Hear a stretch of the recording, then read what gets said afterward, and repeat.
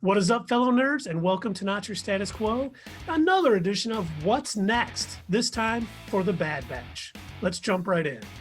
Doug is on assignment this week, but he will be back next week, so stay tuned for that. Mephisto! First off, I think we're going to see the Bad Batch in Omega on the run a lot this season because they did escape from the Empire, obviously, but they also got Omega, who appears to be possibly force sensitive, and obviously the people on Kamino held her in high esteem. So I think she was almost a product of perfecting the clone process and getting midichlorians into a clone. And I know that can play off in a couple different areas, one being obviously the rise of Skywalker. We've been seeing a lot of, clones with Grogu and now with Omega and being force sensitive. So where is that going to take us? Exactly right, Keith. I agree. I think Omega is like Grogu, but in a different way. And all the Filoni series in the Clone Wars, in Rebels, in The Mandalorian, there has always been a new character introduced in that first show that's like a kid that is going to have a much bigger arc during that season. And I'm thinking Omega is going to be the same thing. She's a force-sensitive clone. That's what I believe too. That's Keith's theory. I think that, maybe this is the first step for the Kaminoans or even just Palpatine to create a force-sensitive clone that maybe he can move his consciousness into, that he has been working on this long. It'd be nuts if they set this up right now to feed into that Rise of Skywalker crap story. But if they, Filoni has a way of making things work, and this could be the first step along the way of making that work. And you know what I like about Omega? When she gets on that first planet, onto the soil, and she loves the sand. She's kind of the opposite of Anakin. Whoa.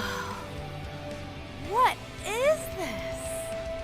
While I do think they are doing this sort of force-sensitive cloning to kind of lead into Rise of Skywalker, I think they might have another purpose. We've heard a lot of rumors that Rangers of the New Republic, the Ahsoka story, and The Mandalorian are going to start weaving in sort of story elements from Heir to the Empire, which is a wonderful book by Timothy Zahn. If you haven't read it, go read the book or read the Marvel comics on Marvel Unlimited about it. It's awesome. In that story, there is a crazy Jedi clone of Joruus C'baoth. So maybe we are going to see coming up on, Rangers of the New Republic, the Ahsoka, maybe we're going to see a sort of crazy cloned Jedi out in the galaxy. Maybe Ahsoka's going to run into him. Maybe Thrawn has this Jedi under his control like he kind of did in the Heir to the Empire series. So I do think they're going to go in that direction and also kind of have it lead in to Rise of Skywalker to make that steaming pile of trash a little bit better.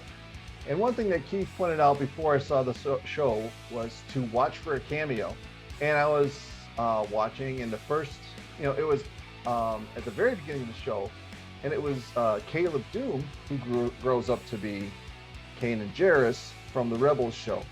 And at first, I thought about it, and I saw it, and I said, that can't be the cameo. That's kind of, if you ask me. But I watched it again, I thought about it, I'm like, that's perfect, because you think about things that happened during the Rebels show, and they asked Kanan at one point, "It was your master, Vilaba, who laid down her life for yours. Do you remember her last word to you? Her last and final breath? Run." And he said, "Run." Just, kind of like that. And we get to see that firsthand on the Bad Batch. And it's interesting to see that the Bad Batch are not suffused with the chip that makes them carry out Order 66, but clearly one of them has it, and that's Crosshair. So, we'll see how that plays out and see if we can get Crosshair back on our team. What do you think that's going to happen, Keith? First, that Freddie Prinze Jr. Impression you just did, Dave, was perfection. So, but yeah, I do think they're going to, at some point, bring Crosshair back under the Bad Batch. I think they're going to find a way to either how Rex got his removed or something's going to happen and bring Crosshair back into the fold. Because I do think a lot of this season, we kind of talked earlier about how the Bad Batch with Omega is going to be on the run. Are we going to see some bounty hunters this season? I mean, there's so many they can choose from. We could see Cad Bane. We could see Dengar. Can't wait to get started, right, fellas? Gotta hunt that bounty, but the bounty's in the hunt, I always say. Tricks of the trade, trade secret, disintegration devices. D-guns, D-bombs, D-missiles. I'm the disintegration machine. Want a guy disintegrated? Get me integrated. That's Dengar's motto. We could see, Ventress. She's still out there. Bosk, Embo. I mean, Boba Fett's probably a little too young. But, I mean, there's so many possibilities for Dave Filoni to bring in those bounty hunters and kind of flesh their story out a little bit more. We saw Dengar and Forlon, in IG-88 and Empire Strikes Back just standing there, but we really haven't gotten much more of them. We've gotten a little IG-11 from The Mandalorian, and that was amazing.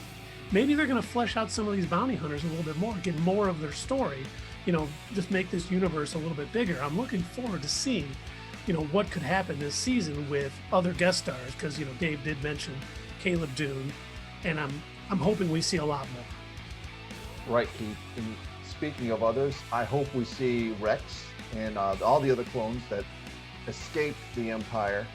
And the Empire's, the next step on this show, I think, what's next, is that they're going to try and carry out, killing off the clones with the new Empire, with the new recruits, who obviously can't shoot. That's why they can't shoot, because the stormtroopers that we knew from A New Hope were not the bred clones who could actually, fight and be accurate with their weapons in war. Former Imperial sharpshooter. That's not saying much.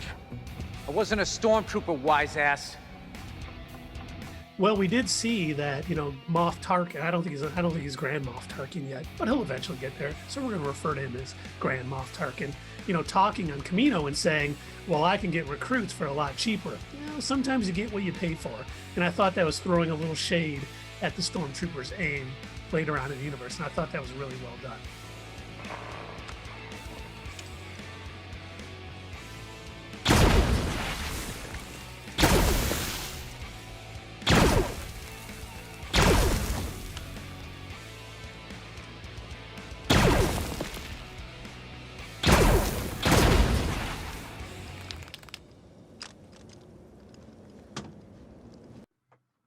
And I think my final point for tonight, this isn't my point, but I was talking to my nephew yesterday, and he brought up a very interesting idea about Omega. Everyone's going down that Omega being force sensitive, like the Camino's finally perfected that process of getting midichlorians into a clone and then being able to wield the force. But he thought, what if she got all of the Bad Batch's skills? Because we saw her in that episode, she had never picked up a gun before, and she was as accurate as Crosshair. So what if she got the rest of the Bad Batch? What if she has, the tech skills of tech and, hunter skills to track and fight and all that stuff? What if she is basically all of the Bad Batch into one? I think that would be an interesting way to go, and I don't think many people would see it coming. I didn't think about that either, Keith. Kudos to your nephew. But that's what we think is next on the Bad Batch. Let us know what you think in the comments below, and we'll see you next time on Not Your Status Quo.